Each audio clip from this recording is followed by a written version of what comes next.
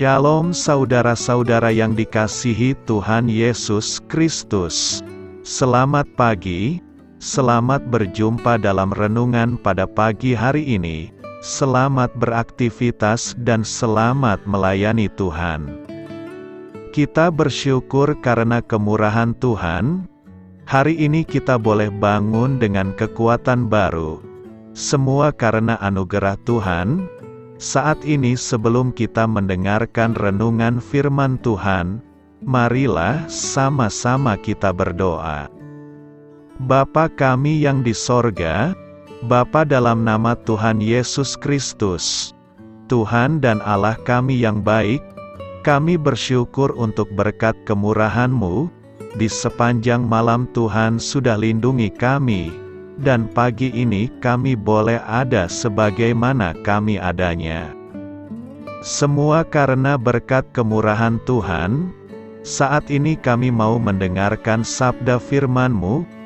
Jamah hati kami Tuhan, berikan pengertian yang baru, untuk kami memahami firman-Mu dan taat melakukan kehendak-Mu.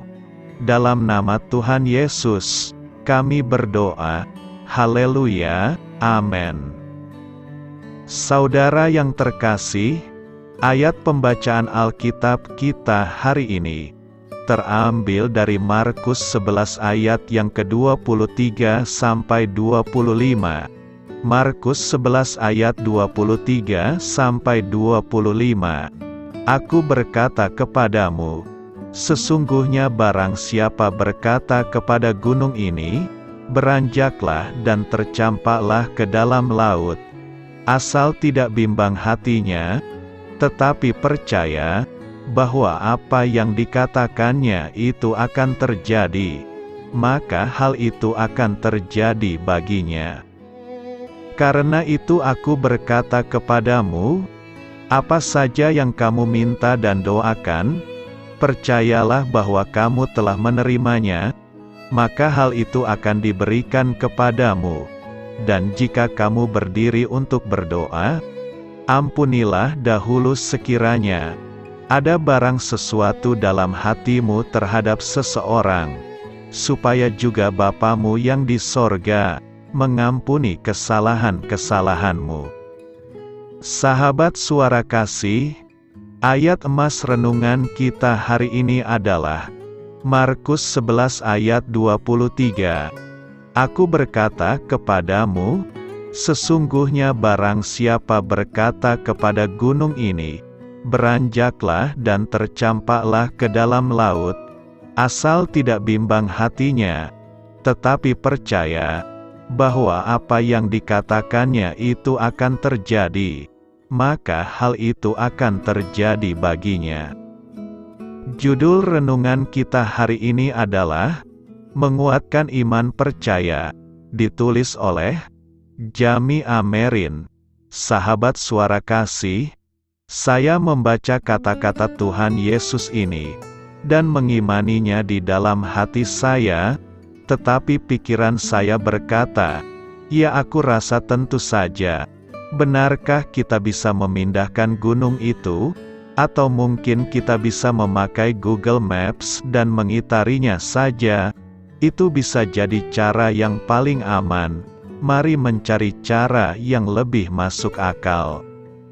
Lalu saya membuka Maps di ponsel saya, dan ingin sekali mengalami kuasa Tuhan, yang mampu dan mau mengangkat gunung, dan melemparkannya ke laut, hanya karena Dia mengasihi saya dan memintanya. Ketika saya gagal secara rohani, hati dan pikiran saya diberi makan oleh hal-hal buruk, yang mungkin terjadi menurut pikiran saya. Kadangkala Anda juga menemukan diri Anda terjebak di dalam situasi ini. Mungkin saat terjadi PHK di tempat kerja, misalnya, situasi itu pasti akan mengecilkan hati, dan membuat kita kesulitan. Tapi kita perlu percaya bahwa Tuhan punya rencana, harapan dan masa depan atas hidup kita, dan bahwa kesempatan yang lebih baik akan datang. Kita mulai hidup dalam ketakutan dan pikiran negatif. Dan kita tidak lagi percaya dengan kuasa ilahi. Saat saya terjebak di tengah siklus seperti ini, saya berpegang teguh kepada kebenaran pribadi Tuhan Yesus, karena Dia adalah kasih. Kasih tidak pernah gagal, Tuhan Yesus tidak pernah gagal, dan jika Roh Kudus, Sang Harapan yang penuh misteri itu, berdiam di dalam kita, tebak siapa yang tidak akan gagal? Jawabannya, kita tidak akan gagal. Walaupun kita melakukan kesalahan, gagal dan mengalami rasa sakit dan jatuh, kita tetap sudah menang di dalam Tuhan Yesus, yang telah menaklukkan dosa, kematian dan musuh atas nama kita. Dalam Matius 14 ayat 22-33, Petrus diundang oleh Tuhan Yesus untuk berjalan di atas air. Dia sendiri sudah menyaksikan Tuhan Yesus melakukan mujizat. Dia benar-benar bergaul dengan Tuhan Yesus, memecah roti bersama Dia. Mereka sangat dekat sebagai sahabat. Mungkin Anda pernah mendengar kalau Petrus tenggelam, karena dia mengalihkan pandangannya dari Tuhan Yesus. Saat Petrus mulai diterjang oleh angin dan ombak, pengalamannya sebagai nelayan mengganggu kepercayaannya kepada Tuhan Yesus. Hanya dalam sekejap, dia mulai diserang rasa takut jika mati karena tenggelam. Meskipun dia ingin terus percaya kepada Tuhan Yesus, bahkan dengan rela meninggalkan semua yang dia punya, dan Tuhan Yesus pun melakukan hal yang mustahil atas hidupnya, dia tetap tenggelam. Sahabat Suara Kasih, marilah kita renungkan, Tuhan Yesus mengundang kita berjalan di atas air. Tetapi sebagai manusia, ketakutan bisa membuat kita tenggelam. Kasih karunia adalah jawabannya, dan kita tidak perlu melakukan hal lain selain percaya saja. Melangkahlah dengan berani di atas air. Jangan melihat ke bawah, jangan mengandalkan pikiran Anda. Amin. Tuhan Yesus memberkati. Sahabat Suara Kasih, demikianlah renungan firman Tuhan pada pagi hari ini. Semoga menjadi berkat bagi hidup kita, dan sebelum kita memulai segala aktivitas kita di pagi hari ini, marilah kita berdoa. Bapa kami yang di sorga, Bapa, di dalam nama Tuhan Yesus Kristus, terima kasih Bapa, karena Engkau sudah menjadi Allah bagi kami.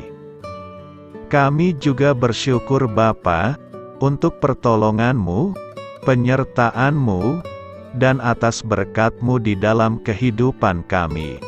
Kami berbahagia dan bersyukur Bapa, untuk kebaikan-Mu di pagi hari ini. Tak berkesudahan kasih setia-Mu, tak habis-habisnya rahmat-Mu, selalu baru setiap pagi. Besar kesetiaan-Mu di dalam hidup kami. Terima kasih untuk firman-Mu. Pada pagi hari ini ya Bapa, kami mau belajar dan terus belajar tentang firman-Mu. Firman-Mu yang menguatkan dan meneguhkan iman percaya kami. Firman-Mu yang mengubahkan kehidupan kami. Kami mau berjalan bersama dengan Engkau di sepanjang kehidupan kami Bapa, agar kami tidak tersesat di dalam dunia ini. Terima kasih Bapa, buat kesempatan dan nafas kehidupan yang masih Engkau berikan. Kami mau memakai kehidupan kami untuk hormat dan kemuliaan nama-Mu. Segala pergumulan dan masalah hidup kami serahkan di dalam tangan-Mu. Engkau yang akan menyelesaikannya bagi hidup kami. Kami hanya berharap kepadamu, Bapa. Hamba berdoa untuk saudara-saudara kami, yang sudah mendengarkan renungan firman-Mu pada pagi hari ini, yang saat ini sedang mengalami sakit penyakit, pergumulan, masalah, kebutuhan ekonomi. Kiranya Engkau yang jamah, sembuhkan dan pulihkan. Berkati juga perekonomian mereka, serta berikan jalan keluar di setiap pergumulan masalah yang mereka sedang hadapi.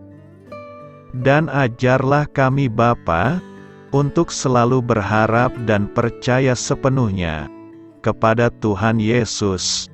Kiranya Engkau yang terus memberkati kehidupan kami, keluarga kami, dan sanak saudara kami. Daerah tempat tinggal kami, bangsa dan negara kami, pemerintah-pemerintah kami, biarlah semuanya dalam perlindungan-Mu Bapa, dan jadilah sesuai dengan kehendak-Mu yang terbaik di dalam kehidupan kami. Dan pada pagi hari ini ya Bapa, kami mau berterima kasih buat perlindungan-Mu di sepanjang malam yang telah kami lewati. Pagi hari ini, kami akan memulai aktivitas kami sebagaimana mestinya. Kami yakin dan percaya, perlindungan-Mu tetap ada di dalam hidup kami, dan juga di sepanjang hari yang akan kami lewati ini. Terima kasih Bapa. Inilah yang menjadi doa dan permohonan kami. Dalam nama Tuhan Yesus Kristus, kami berdoa. Amin.